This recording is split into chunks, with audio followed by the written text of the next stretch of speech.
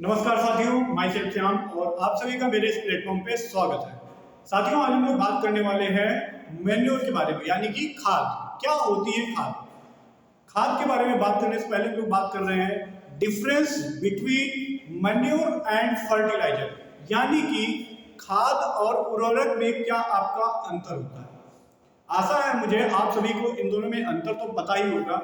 जैसे कि खाद में आपका आता है फार्म यार्ड मैन्योर, यानी कि गोबर की खाद, और आपकी जो खाद है दो प्रकार में आपकी क्लासिफाई की गई। पहले तो बल्कि में आपका जैसे गोबर की खाद, कंपोस्ट और जैसे पोल्ट्री फार्म की पिट वगैरह जो होती है, ये सारी चीजें आ जाती हैं। जबकि कंसंट्रेट में आपकी खली वगैरह, बोन मील, ये सारी चीजें वगैरह आती हैं। ओके, नेक्स्ट है आपका फर्टिलाइजर में आपका यूरिया, एमओपी, डीएपी, एसएसपी, ये सारी चीजें आपकी फर्टिलाइजर में आती है। यानी कि जो यूरिया है, डीएपी है, वो आपकी खाद नहीं, क्या है, उर्वरक है, यानी कि वो आपका फर्टिलाइजर है।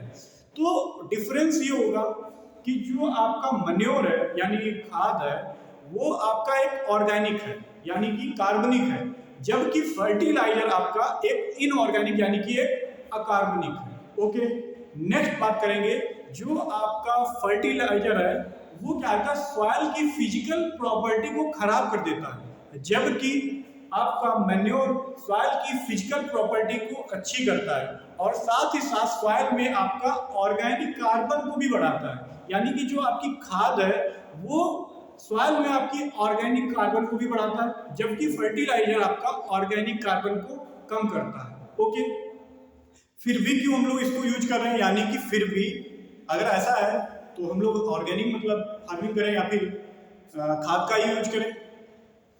खाद फर्टिलाइजर को यूज करने का मेन उद्देश्य ये रहता है क्योंकि जो खाद होती है वो स्लो रिलीज करती है, यानी कि धीरे धीरे रिलीज करती है।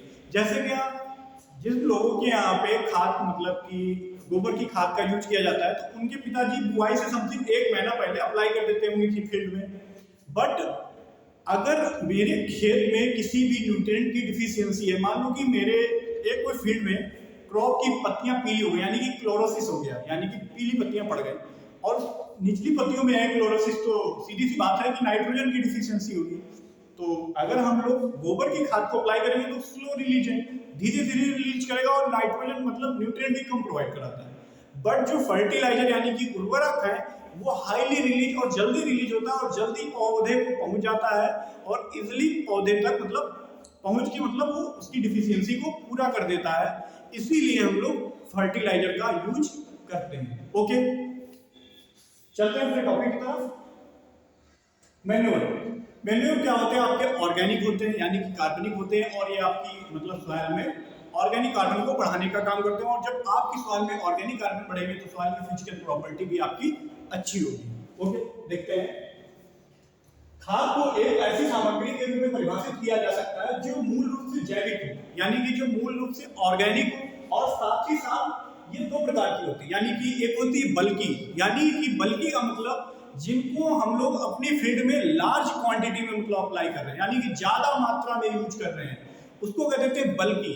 ओके, इसमें आपका आ जाता है फार्म यार्ड मैन्योर, कंपोस्ट, ये सब आ जाते हैं आपके बल्कि में। जबकि कंसंट्रेट में आपका आ जाते हैं जैसे कि cake, groundnut cake, mustard cake, mahua cake, blood meal, ये सारे चीजें आ जाते हैं आपके, बोन मील, ये सारी चीजें आ जाती हैं किसमें? कंसंट्रेट में। ओके, कंसंट्रेट की प्रकृति होती है और पौधों को पोषक तत्व प्रदान करने के लिए मिट्टी के भौतिक गुण यानी कि फिजिकल प्रॉपर्टी, वातावरण को बेहतर बनाने के लिए सक्षम होती है, जिसमें कोई निश्चित रासायनिक संरचना नहीं होती। यानी कि जो आपका मैन्योर है, मैन्योर में आपकी कोई भी केमिकल कंपोजिशन नहीं होता है, जबकि फर्टिलाइजर में आपका केमिकल कंपोजिशन पाया जाता है और जिसका विश्लेषण मूल्य यानी जिसकी एनालिटिक वैल्यू कम होती है और जो पौधे को और अन्य जैविक अपशिष्टों और उप उत्पादों से उत्पन्न होती है। ओके,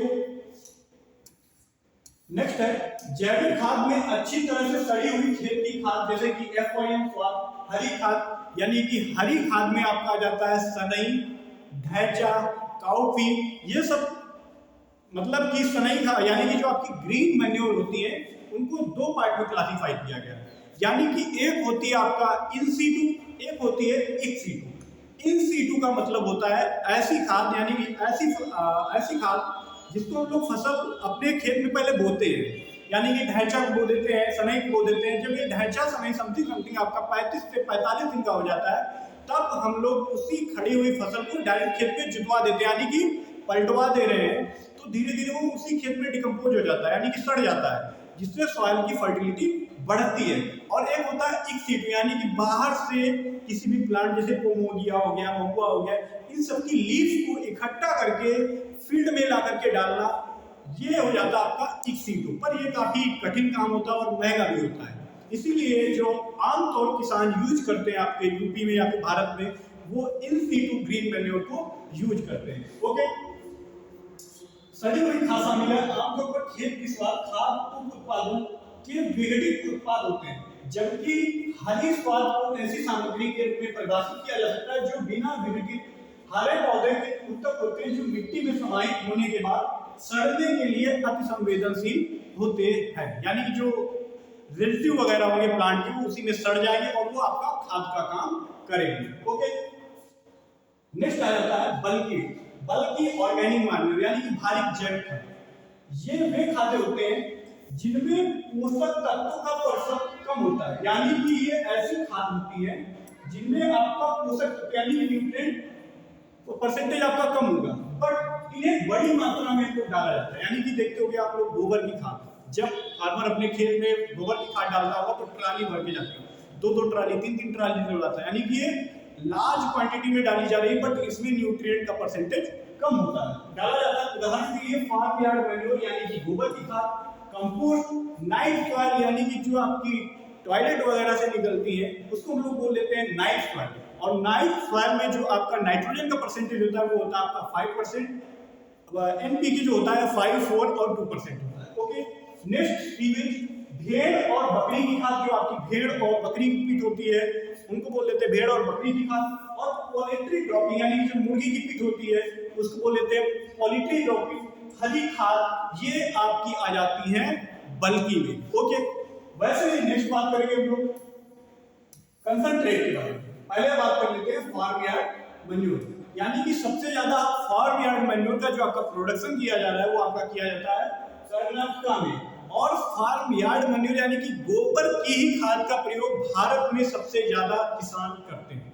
देखते हैं फार्म यार्ड मैन्योर शब्द का तात्पर्य यानी कि गोबर, मूत्र और खेत के कूड़े और मवेशियों के खिलाए जाने वाले चारे और चारे से बचे हुए उपयोग किए गए पदार्थ अच्छी तरह से विघटित मिश्रण से, यानी कि जो आपका फार्म यार्ड मैन्योर है यानी कि गोबर का खाद, जो अक्सर आप लोगों यानी कि जो इधर यूपी साइड में उसको बोल देते हैं भूरा, यानी कि उससे गोबर डालते हैं, गोबर और जो आपके भैंस का चारा वगैरह जो भी सब निकलता हुआ है उसी पे हम लोग डाल देते हैं और धीरे धीरे वो सड़ता रहता है। उसके बाद जब आपका वो जो गोबर की खाद हो जाती होगी समथिंग 1 साल तक, तो आपके पिताजी क्या करते हैं उनको उठवा करके खेत में डलवा देते हैं, तो उसी को हम लोग बोल देते हैं farm yard manure. Okay, next है अच्छी खाद अच्छी तरह सड़ी हुई FYM, यानी कि जो FYM होगा यानी कि फार्म यार्ड मैन्योर होगा उसमें जो आपका NPK यानी कि नाइट्रोजन, फास्फोरस और पोटास का परसेंटेज होता है वो आपका होता है 0.5 से लेकर के 0.75, और ये हो गया आपका नाइट्रोजन का परसेंटेज। और जो आपका फास्फोरस का होता है 0.25% और जो आपका पोटेशियम का होता है 0.5%। ओके, ये हो गया आपका नाइट्रोजन का, ये हो गया आपका पोटास का और ये हो गया आपका पोटेशियम। यहाँ विभिन्न कारकों से भी प्रभावित होता है। प्लास्टिक के लगभग 4 से 5 महीने के बाद FYM उपयोग के लिए तैयार हो जाती है। ओके, अब पहला है फसल बुआई।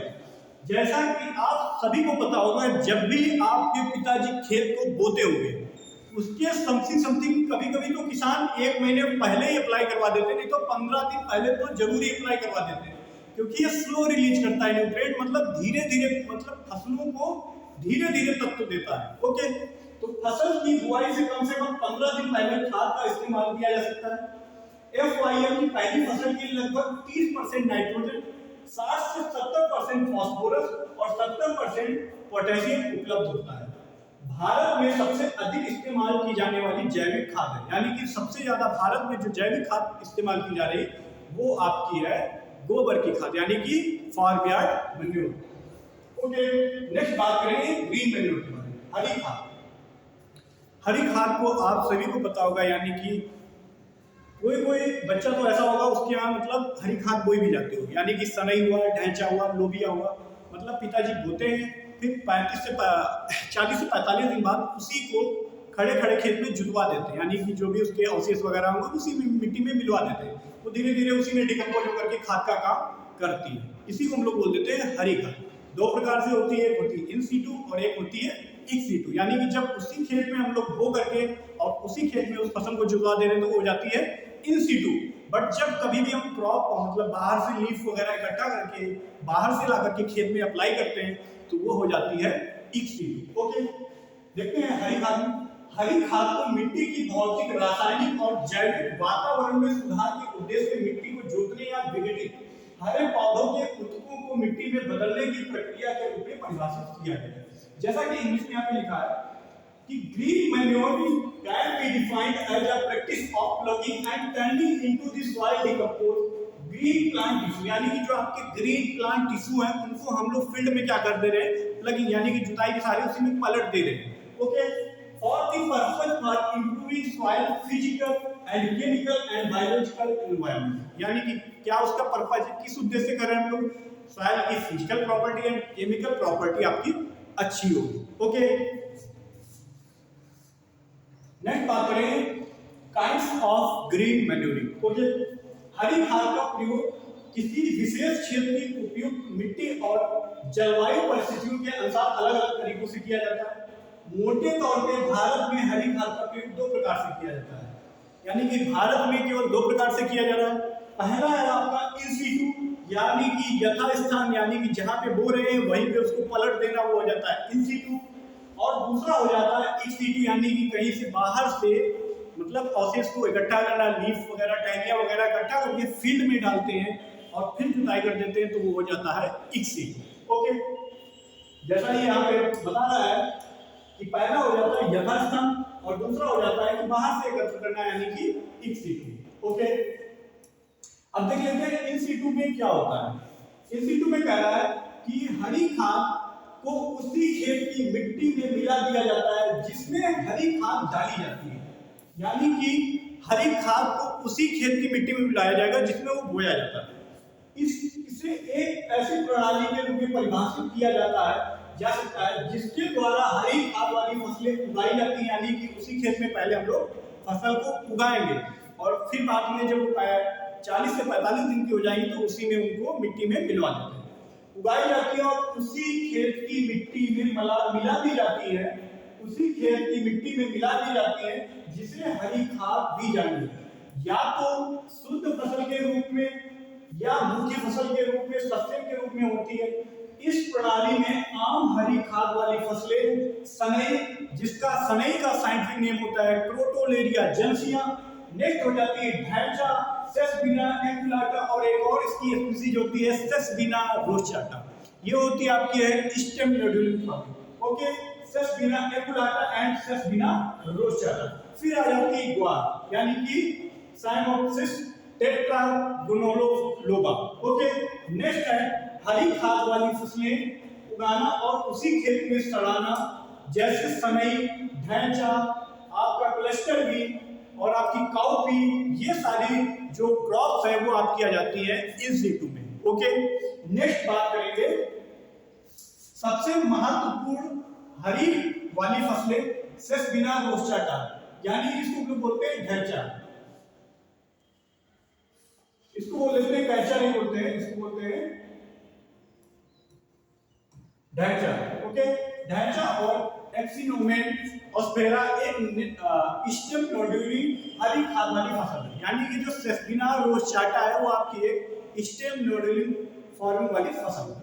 चूंकि का एक छोटा सा दिन वाला पौधा होता है और फोटो पीरियड के प्रति संवेदनशील होता है, इसलिए अगस्त व सितंबर में बोए जाने वाले पर वनस्पतिक अवधि की लंबाई कम हो जाती है। ओके, नेक्स्ट है सेसबिना रोस्टाटा 45 से 55 दिनों पे 100 से 285 kilogram hectare nitrogen per hectare की दर से सबसे तेजी से नाइट्रोजन फिक्सेसिंग करने वाला पौधा है, यानी कि जो सेसबिना रोस्टाटा है वो आपका 45 से 55 दिन पे आपको कितना केजी नाइट्रोजन दे रहा है? 100 से लेकर के 285 नाइट्रोजन पर हेक्टेयर हमको दे रहा है। ओके, नेक्स्ट बात करेंगे, सनई में सबसे अधिक नाइट्रोजन स्थिरीकरण होता है, यानी कि जो सनई का प्लांट है वो सबसे अधिक आपका नाइट्रोजन का फिक्सेशन करता है, जबकि ढैंचा को पोषक तत्वों की मात्रा सबसे अधिक होती है, यानी कि सनई जो है सबसे ज्यादा नाइट्रोजन फिक्सेशन कर रहा है, बट जो आपका ढैंचा है, ढैंचा में सबसे ज्यादा आपके न्यूट्रिएंट वगैरह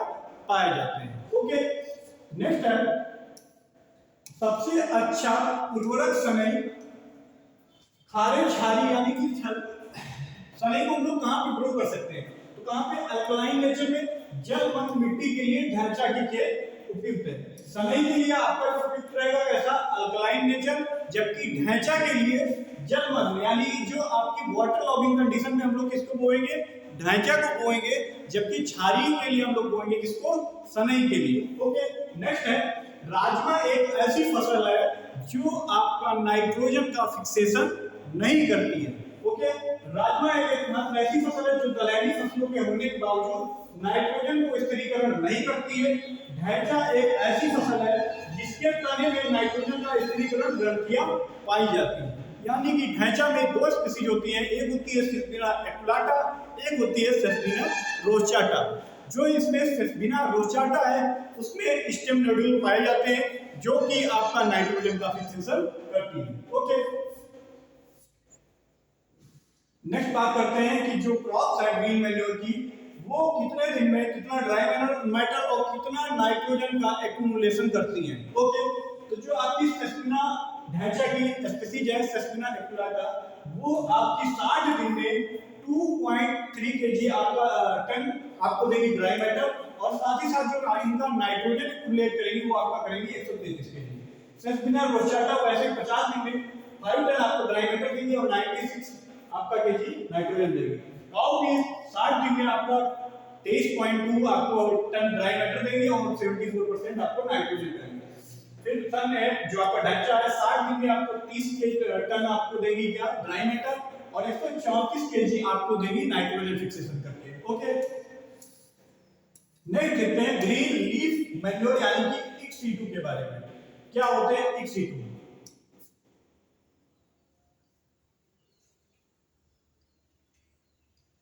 अब ग्रीन लीफ में क्या करा?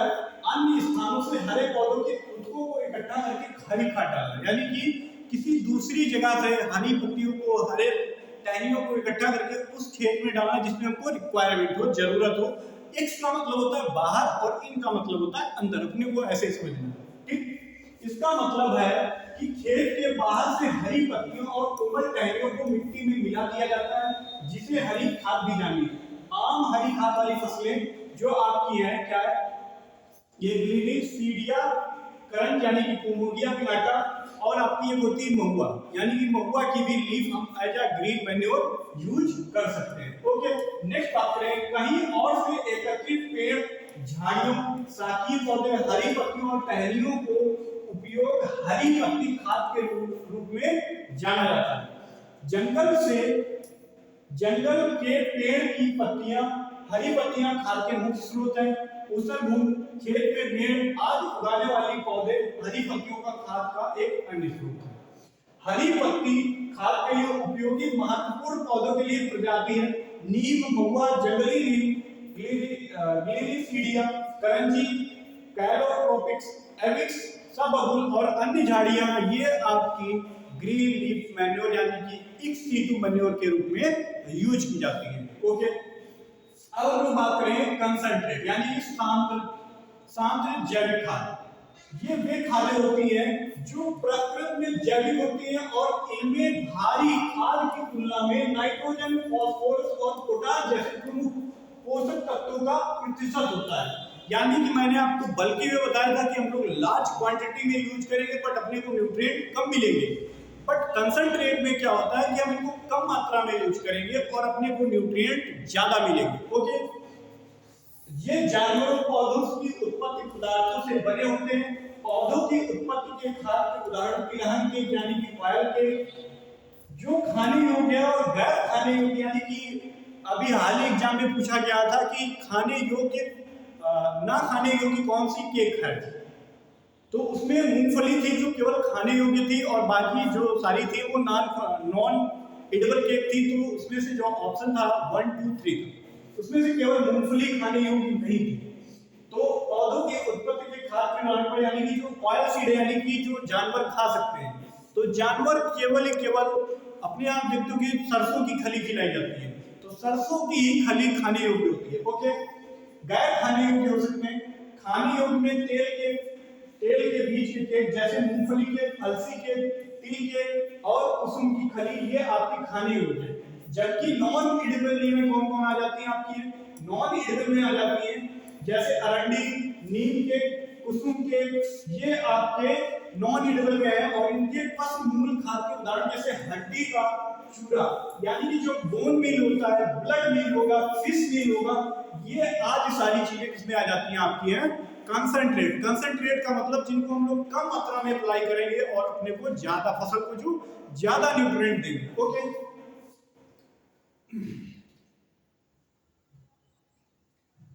कह रहा है सांद्रित खाद में भी भारी जैविक खाद की तुलना में अधिक पोषक तत्व होते हैं। महत्वपूर्ण सांद्रित जैविक खाद खली, रक्त का चूर्ण, मछली की खाद आप शामिल है। इन्हें जैविक नाइट्रोजन उर्वरक के रूप में भी जाना जाता है। ओके, तिलहन से तेल निकालने के बाद खली के बचे हुए ठोस भाग को केक के रूप में सुखाया जाता है, जिसका उपयोग खाद के रूप में भी किया जा सकता है। यानी कि अधिकतर लोगों के यहाँ पिपरमेंट की खेती होगी, तो पिपरमेंट में देखते होंगे कि आप लोगों के यहाँ खली यानी कि सरसों की खली डाली जाती है। तो सरसों की खली डालने का जो मेन रीजन होता है वो आपका होता है क्योंकि जो सरसों की खली उसमें सल्फर की क्वांटिटी ज्यादा होती है, और पिपरमेंट में ऑयल यानी कि जो अपना इकोनॉमिक पार्ट होता है वो आपका ऑयल यानी कि इसमें मुझे तेल चाहिए सबसे ज्यादा। तो सरसों में जो खली में जो सल्फर होता है, सल्फर आपका ऑयल परसेंटेज को बढ़ाने में मदद करता है, इसीलिए पिपरमेंट में सरसों की खली डाली जाती है। ओके, नेक्स्ट बात कर रहे हैं, खली के दो प्रकार होते हैं, एक तो खाने योग्य वाली और एक नॉन एडिबल। तो खाने योग्य वाली मूंगफली, नारियल की खली, सरसों की खली, और नॉन खाने वाली नीम, महुआ और जैसे अरंडी, ये आपकी नॉन एडिबल हो जाएंगी। ओके, अब इनमें देख लेते हैं, ये आप लोग देख लीजिए जो कैस्टर हुआ, कैस्टर में जो आपका नाइट्रोजन का परसेंटेज 4.2, फास्फोरस का परसेंटेज 1.8 और पोटास का परसेंटेज होता है 1.3। ऐसे ही महुआ के, ऐसे ही सनफ्लावर, कॉटन, ग्राउंडनट और रेपसीड और कुसुम, इन सबको आप आराम से देखें। ओके, चाहे तो इसका स्क्रीनशॉट लेकर रख लीजिए। अब चलते हैं आगे। इसमें कह रहा है अदर कंसंट्रेट ऑर्गेनिक मैन्योर, यानी कि इसमें ब्लड मील, जब आपका ब्लड मील सूख जाता है, जब ब्लड सूख जाता है उसके बाद wet dry and powder can be used as a manure, यानी कि जो ब्लड होता है वो सूख जाता है तो उसको एज हम लोग कैसे यूज कर सकते हैं, मैन्योर के लिए यूज कर सकते हैं। The meat of dead animal is dried and convert into the meat which is the good source of the nitrogen. ऐसे हिंदी में लिखा है रक्त चूर्ण को सुखाकर चूर्ण बना लेते हैं, इसका उपयोग खाद के लिए किया जा सकता है। मृत पशुओं के मांस को सुखा करके, यानी कि जो मांस को सुखा देते हैं, मृत पशुओं की हड्डियों में जो सबसे ज्यादा आपका कैल्शियम की मात्रा पाई जाती है तो उनको हम लोग यूज कर सकते हैं, चूर्ण में परिवर्तित किया जा सकता है जो कि नाइट्रोजन का अच्छा स्रोत है। अब इसमें जो आपका ब्लड मील हो गया, मीट मील हो गया, फिश मील हो गया, हॉर्न एंड हूप मील हो गया, रॉ बोन मील हो गया और स्टीम बोन मील हो गया, ये काफी इंपॉर्टेंट है। इसमें से जो मेन मेल है वो आपका हो जाता है steam bone meal, raw bone meal and blood bone meal और मीट मील। इसमें रॉ बोन मील में अधिकतर जो क्वेश्चन पूछ लेता है कि फास्फोरस और फास्फोरस के साथ साथ नाइट्रोजन का परसेंटेज पूछ लेता है कि रॉ बोन मील में कितना परसेंटेज नाइट्रोजन होता है। नाइट्रोजन आपका होता है 3 से 4%, जबकि फास्फोरस होता है 20 से 25%। इसी प्रकार से स्टीम बोन मील, यानी कि स्टीम बोन मील में आपका हो जाएगा 1 से 2% आपका नाइट्रोजन और 25 से 30% आपका हो जाता है P2O1। ओके, इसको भी चाहे आप लोग स्क्रीनशॉट लेकर के रख लें। आगे चलते हैं, कंपोस्ट, यानी कि कंपोस्ट क्या होते हैं आप लोगों ने देखा होगा। मैं आपको समझाना चाह रहा हूं कि अब मैन्योर एंड कंपोस्ट में क्या अंतर है। मैन्योर तो ऑर्गेनिक ये भी है, बट वो कैसे तक पशुओं के एक्सक्रीटा वगैरह यानी कि गोबर की खाद, बकरी की मतलब एक्सक्रीटा वगैरह, मुर्गी की, ये सब सारी चीजें आ रही हैं तो हम लोग बोलते रहते हैं मैन्योर यानी कि खाद। बट कंपोस्ट में क्या अंतर है? कंपोस्ट हमेशा जो आपके किचन के वेस्टेज, हाउसिंग वेस्टेज यानी कि जो हाउसिंग वेस्टेज वगैरह होते हैं, जैसे कि टाउन, दो प्रकार से इसको क्लासिफाई किया गया है। एक होता है फार्म कंपोस्ट, एक होता है टाउन कंपोस्ट। फार्म कंपोस्ट यानी जो फार्म वगैरह की जो वेस्टेज वगैरह निकलते हैं उसमें जो मेन वर्क होता है माइक्रोबियल यानी माइक्रोब जो होते हैं वो मेन उसको डिकम्पोज करने का काम करते हैं। ऐसे जो शहर वगैरह होते हैं, सिटी वगैरह में क्या होता है, जो भी कचरा वगैरह निकलता है लोगों के घरों से, छिकले वगैरह, सब्जी के, ये सारे चीजों को उठा करके एक गड्ढे में डाला जाता है। उसमें माइक्रोबियल मतलब जो मेन वर्क करते हैं, माइक्रोब्स करते हैं उसको सड़ाने का काम, और उसके बाद जो खाद बनती है तो उसको हम लोग बोल देते हैं कंपोस्ट। ओके, इसमें क्या है, कचरे से बने सड़े हुए कार्बनिक पदार्थ के द्रव्यमान को खाद कहा जाता है। जो खेत के कचरे जैसे गन्ना का कचरा, धान का कचरा, भूसा का खरपतवार और अन्य पौधों खेत से, यानी कि ये कौन सा हो गया, फील्ड कंपोस्ट, यानी कि इसको हम लोग बोल सकते हैं फील्ड कंपोस्ट से बनता है। जो खेत के अपशिष्ट के पोषक तत्व यानी कि इसमें जो फील्ड कंपोस्ट में 0.5% नाइट्रोजन, 0.15% पोटास और 0.5% पोटास और 0.15% फास्फोरस। ओके, इसको बनाने की विधि क्या है? इसकी बनाने की विधि हो जाती है बेंगलोर विधि, इंदौर विधि और एक होती है डिफरेंट। इसमें क्या होती है, फार्म कंपोस्ट तो आप लोग, इसमें दो कंपोस्ट की विधियां बता दी। मतलब पहले तो हो जाती है टाउन कंपोस्ट, एक हो जाती है फार्म। फार्म का मतलब है जैसे कि फार्म का, जैसे कि जो भी अवशेष वगैरह बच जाते हैं अपने खेतों वगैरह पे, उनको उठा करके एक गड्ढे में डाल देते हैं और वो धीरे धीरे सड़ के आपका खाद का काम कर देता है, खाद बन जाती है। ऐसे ही जैसे शहर वगैरह हुआ, तो शहर में क्या होता है, शहर वगैरह में लोगों के घरों से कचरा निकलता है, यानी कि सब्जी के छिकले, ये फल के छिकले, ये सारी चीजें इकट्ठा करके एक जगह डाली जाती है, वो धीरे धीरे सड़ जाती है, तो वो कहलाता आपका है टाउन कंपोस्ट। ओके, अब इसकी जो विधियां हैं, तो बेंगलोर विधि, बेंगलोर विधि को डेवलप किसने किया था? तो बेंगलोर विधि को डेवलप किया था CN आचार्य ने, और ये एक आपकी एनारोबिक मेथड है, यानी कि अवायवी, इसमें आपका एयर का कोई वर्क नहीं है। तो बेंगलोर विधि कंपोस्ट खाद तैयार करने की सबसे अच्छी विधि है। ये कैसी है? एनारोबिक यानी कि जिसमें हवा का कोई योगदान नहीं। इससे खाद को तैयार करते हैं डॉक्टर CN आचार्य द्वारा, इसको तैयार किया गया था। यानी कि जो आपकी बेंगलोर मेथड है इसको CN आचार्य द्वारा तैयार किया गया है, जबकि इंदौर मेथड को हार्वर्ड के द्वारा, यानी कि इनको यशवंत डी हार्वर्ड और यशवंत डी वार्ड के द्वारा तैयार किया गया था।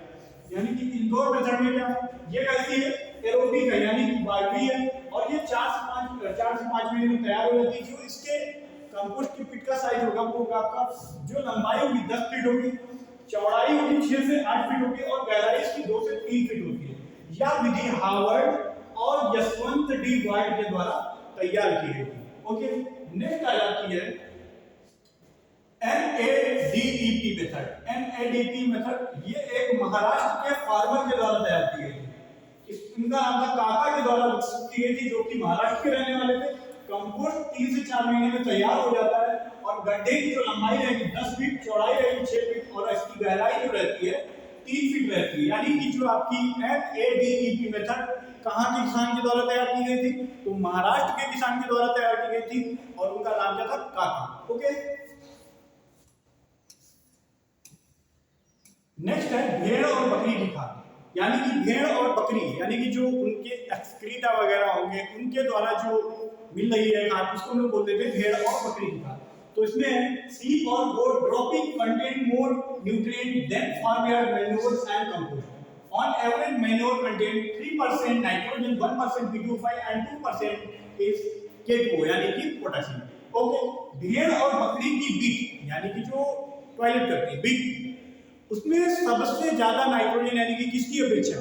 गोबर की खाद और कंपोस्ट, यानी कि कंपोस्ट की अपेक्षा ज्यादा मात्रा में आपका नाइट्रोजन और फास्फोरस और पोटेशियम का परसेंटेज होता है।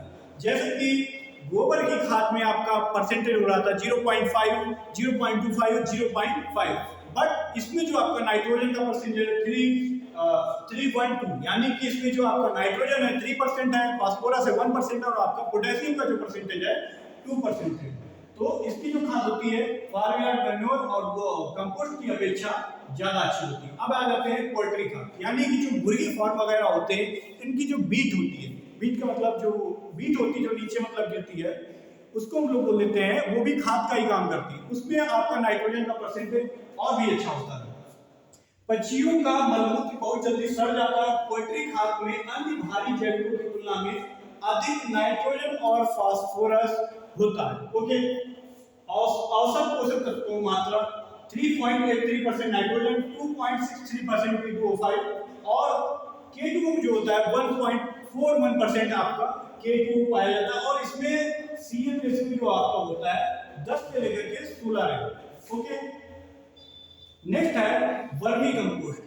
वर्मी कंपोस्ट यानी कि क्या होता है, ऐसी खाद जो केंचुओं के द्वारा तैयार की जाती हो उनको हम लोग बोल देते हैं वर्मी कंपोस्ट। आप लोगों ने अधिकतर देखा होगा कि गांव में लोग गोबर वगैरह एक पीट के अंदर भर देते हैं और उसमें केंचुए छोड़ देते हैं और धीरे धीरे केंचुए उनको खाता है, मतलब गोबर को खाता है। फिर जो एक्सक्रीटा निकालता है वो केंचुआ, वो एज आ मैन्योर यानी कि खाद के रूप में यूज किया जाता है। अब उसमें गोबर जो आपकी वर्मी कंपोस्ट होती है उसमें नाइट्रोजन 3% होता है और आपका पोटेशियम 1% होता है, पोटेशियम 1.5% होता है और आपका फास्फोरस 1% होता है। ओके, अब इसमें क्या होता है कि वर्मी कंपोस्ट विभिन्न प्रकार के कीड़ों, आमतौर पर लाल बिरला, सफेद कीड़ों और अन्य केंचुओं का उपयोग करके अपघटन यानी कि डिकम्पोजिशन प्रक्रिया का उत्पादन, जो सड़ने वाली सब्जी, खाद्य अपशिष्ट, लीटर मटेरियल, वर्मी कास्ट के मिश्रण के लिए उपयोग किया जाता है। भारत में उपयोग की जाने वाली स्थानीय प्रजातियां यानी कि जो केंचुए की है वो आपके पेरिओनिक्स, एक्स वेक्टस और लैम्बिडोमेलिडी। अफ्रीकी केंचुए यानी कि यूट्रिन सेंचेरियल, लाल कीड़े यानी कि ईसेनिया फोल्टिडा और स्वाद वाले कीड़े यानी कि पेरिनेक्सस एक्टिवेक्टस वर्मी कंपोस्ट के उत्पादन के लिए किए जाने वाले आशाजनक कीड़े हैं। और मिट्टी के नीचे रहने वाला केंचुआ वर्मी कंपोस्ट उत्पादन के लिए उपयुक्त नहीं है, यानी कि ऐसा केंचुआ जो आपका मिट्टी के नीचे रहता है तो वो वर्मी कंपोस्ट के लिए उपयुक्त नहीं है। और केंचुए को किसान का मित्र भी कहा जाता है। ओके साथियों, आज जो अपना लेक्चर एंड मैन्यूर का यही पे समाप्त होता है। मिलते हैं आप लोगों से नेक्स्ट लेक्चर में। जय हिंद, जय भारत।